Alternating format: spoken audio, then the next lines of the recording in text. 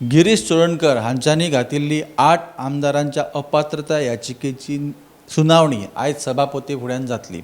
आयज सांजचो ह्या याचिकेचो निकाल लागपाची शक्यता आसा। ह्यान पयलीं डॉमिनिक नोरोन्हा हांच्यांनी याचिका दाखल केल्ली, ती याचिका सभापतीन भायर मारिल्ली। त्याच प्रमाणे आयज जी याचिका आसा तेचेरूय निकाल लागपाचो शक्यता आसा। ही याचिका जी आसा ती गिरीश चोडणकरान 2 वर्सां पयलीं नोव्हेंबरानूच याचिका दाखल केलेली, जी फुडें धुकलून मागीर लास्टाक सुप्रीम कोर्टान पावली आनी सुप्रीम कोर्टान अशें जजमेंट दिलें की ह्या याचिकेंचेर जितक्यो याचिका ह्यो पेंडींग आसात ह्या याचिकेंचेर बेगिनात बेगीन निकाल लावचो। त्यानुसार डॉमिनिक नोरोन्हा यांची याचिका जी आसली तेचेर निकाल लागलो आनी ती याचिका जी आहा ती सभापतीन भायर मारली।